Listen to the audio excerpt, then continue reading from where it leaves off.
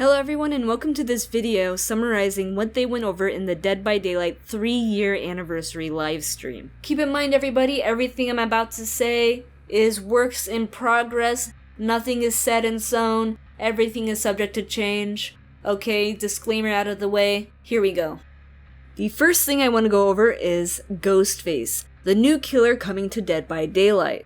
So they have already announced that Ghostface will be released on June 18th, and he will be on the public test build on June 4th for everybody to try out. Now his power is called Night Shroud, and basically when his power is activated, his terror radius will shrink to 0 and his red stain will disappear, but he will still move at the full killer speed of 4.6 meters per second.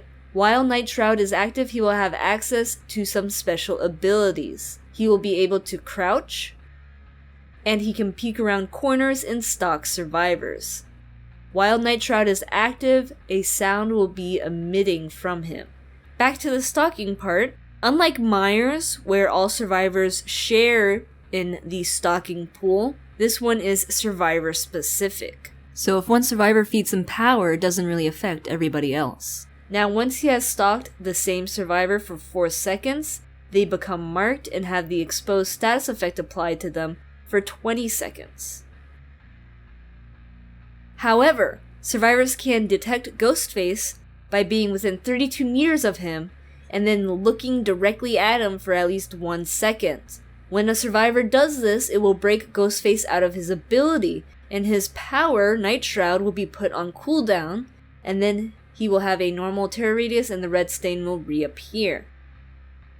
His 3 unique perks are I'm All Ears, Thrilling Tremors, and Furtive Chase. The first perk, I'm All Ears, says, if a survivor performs a rushed action outside of terror radius, their aura is shown for 6 seconds, and then the perk will go on cooldown. The next perk, Thrilling Tremors, says when you pick up a downed survivor or interrupt a survivor, then all generators that are not currently being worked on by a survivor will be blocked off for 16 seconds. All the generators affected by this perk are highlighted in white during the duration, and then the perk goes on cooldown. And finally, Furtive Chase, which is an obsession perk, and it says when the killer hooks their obsession, they gain a token for a max of up to 2, 3, or 4 tokens. Then their terror radius is reduced by 4 meters per token during a chase. When a survivor unhooks the obsession, they will become the new obsession. Now, this Ghostface chapter is going to be only the killer, there will be no new survivor or map. And that sums it up for Ghostface. Now, let's take a look at the Freddy rework. For Freddy, he will have this new sleep cycle and dream abilities. There are 3 stages to the sleep cycle: awake, microsleep, and sleep. There's going to be no more interaction debuff while in the dream world for survivors. Now while awake, survivors cannot see anything from the dream world or Freddy. They didn't mention if they would hear the lullaby or terror radius though. Then something new, microsleep. In microsleep, Freddy will be invisible when he's far away from a survivor, flash in and out of the dream world when he gets a bit closer, and then be permanently visible when he is really close. In a microsleep, survivors can be injured, and they will hear his terror radius. Then in sleep, survivors will be permanently able to see Freddy, and they will hear his lullaby instead of a terror radius. So basically, when Freddy's closer to you, you can see him. When he's far away, you can no longer see him. Over time, survivors fall asleep passively, and for an example that they used in the stream, they said, let's say survivors fall asleep passively over 60 seconds. Keep in mind, everything I say is subject to change. This is all just being discussed loosely as what they are testing out right now. Alright, now when the survivor enters the next stage of actually falling asleep, then Freddy will be completely visible and you will hear the lullaby instead of a terror radius.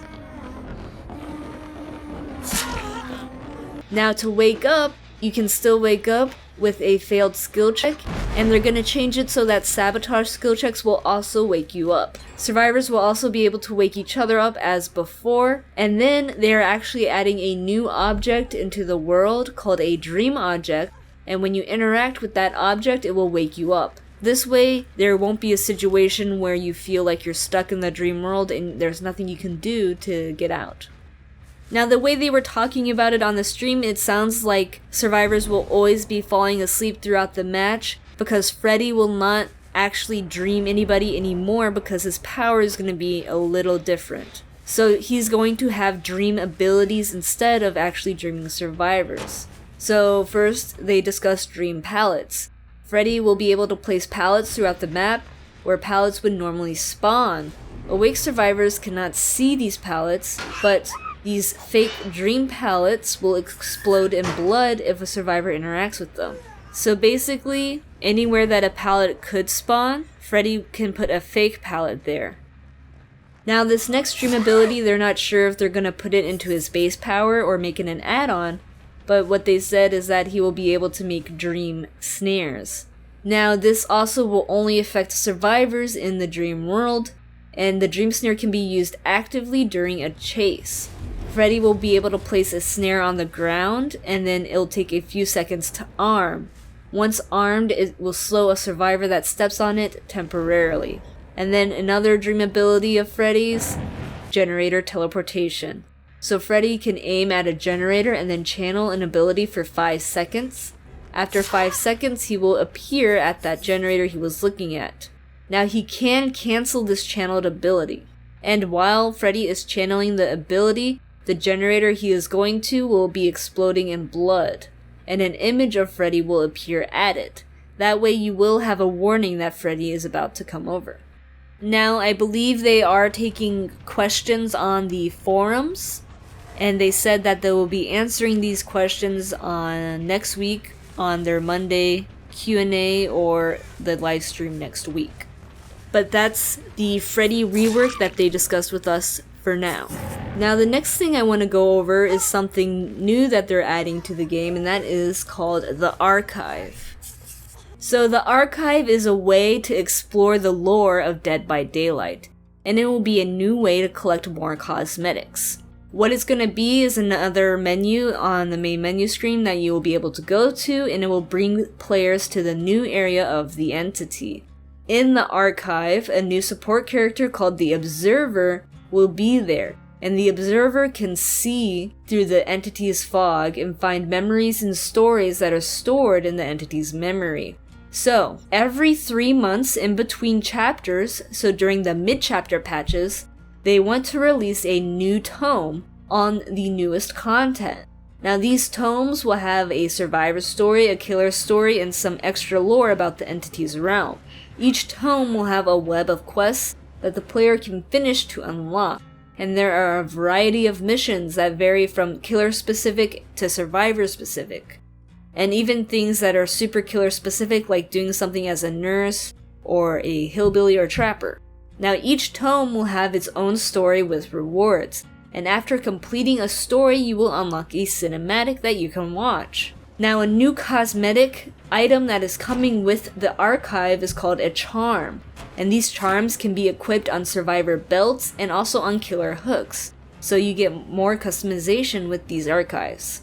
Now there's going to be 4 different difficulties on each tome. Now something else they mentioned is that in the Archive, sometimes a rift will appear, and I believe the rift is temporary. So whenever the Observer probes the fog, it creates a rift, and in the rift, players can unlock more cosmetics by completing quests in the active tome. Now, here's the thing. So you will always be able to go back to previous tomes, but at any given period, there's going to be one tome that's quote-unquote active, and that will be like kind of sounds like a battle pass thing. But anyway, in the Rift, you can go into 2 tracks of reward tiers. Now, the first track is the free track, and then the other track is the paid for and potentially accessible with playtime track. This is all cosmetic stuff only. Now, the first tome is planned for the mid-chapter 13 patch. Now, the next thing that I want to go over that they talked about actually has to do with the matchmaking. So they talked about matchmaking improvements because they want to improve quality of life for players. They want to pair players better based off their rank and geolocation, and they mentioned that having dedicated servers will help immensely with what they want. So basically, they're going to try with these dedicated servers to have algorithms to have improved wait times so you don't have to wait that long. Get matched with people closer to your rank, closer to your skill level. And with dedicated servers, they will be able to track information a lot better to do quality of control things. So they can track how people disconnect better, so they can improve the networking, and they can also punish players that abuse DC, as well as figure out solutions as to why players may DC from a game. The dedicated servers will also allow them to implement some party management systems. So something they want to do is add an in-game friend system, so that way you can friend people in the game itself and you won't have to go through Steam, or if you're on console you wouldn't have to go through the console profiles. You would be able to do it in-game. And then they also want to implement a friend re-queue system, because that is something that everybody has been wanting for a long time, because it's so annoying when you're a 4-man survive with friends, or even if you're a 2-man or 3-man survive with friends, and you get into a lobby and then the killer dodges and you have to reform, and it just happens every single time. So these dedicated servers coming to us in the summertime is going to bring a lot of change to Dead by Daylight. Another really cool thing that they discussed is that right now they aren't too happy with the ranking system, because right now the ranking system is basically survivors versus killer. It's comparing two different roles in the same ranking system. So what they want to do is make separate ranking systems.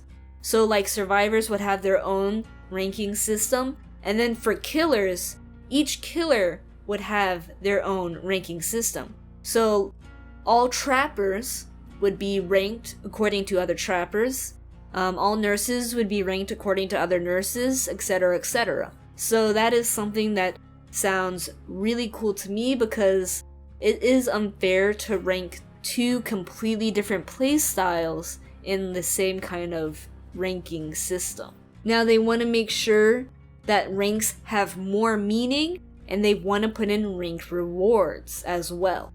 So that is more you can look forward to in this upcoming year for Dead by Daylight. They are going to do a lot of map overhauling. So they said right now they only have 2 new maps planned, because right now they want to rework some of the older maps. So the first map that's getting reworked, and this is coming along with the Freddy Rework by the way, that is Bottom Preschool. So they want to make some more variations of the preschool. They want to add new tiles. They talked about pallet loops and how they want to have less safe pallet loops. They want to have more small pallet loops and then maybe only 1 or 2 big loops, because they feel the big loops right now don't take very much skill and it's just a big time waster and anyone can do it. They want to kind of implement higher skill play, so they're going to put in smaller pallet loops, some that have line of sight blockers and some may not. And if you look in the diagram here, you'll see it looks like bags of cash. Well, the way they were describing it on the stream, they were basically talking about pallet loops as if it was money. And the big long pallet loops get you the most time, and then the small pallet loops get you the least amount of time. So the way they described it, you basically wouldn't be losing anything, because they're just breaking up the big pallet loops into small pallet loops. So there's gonna be the same potential for wasting the killer's time, you just have to be more careful about how you do it. Something that they kept mentioning on the stream is that players have, 6,000 plus hours in the game now, and that they are super familiar with the maps and they want to break that familiarity. So they want to add more procedural generation, they want to add new map tiles, they want to change things up. That way it makes the game more interesting, because not everyone knows the map like the back of their hand anymore. As they were talking about the map updates, they were saying, they want to rework, refresh, and relaunch the maps. And the changes they want to do are to reflect the evolving community of Dead by Daylight, because players don't play the same now as they did 3 years ago. So they want to evolve the maps to evolve with the player base. Have the maps reflect how the survivors and killers play. And that covers it for the maps. Now the next thing that they mentioned is the release date for Dead by Daylight on the Nintendo Switch has been released. It will be coming out on September 24th.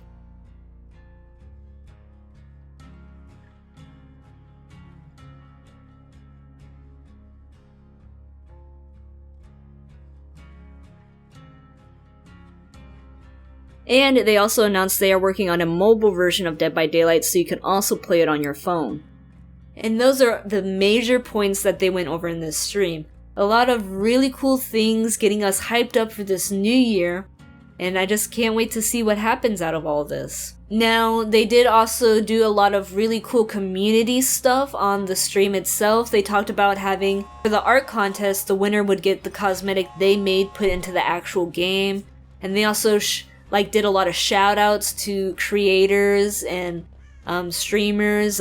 Vincent Vega and Cauliflower were on the anniversary stream themselves, answering some questions and just talking about the game.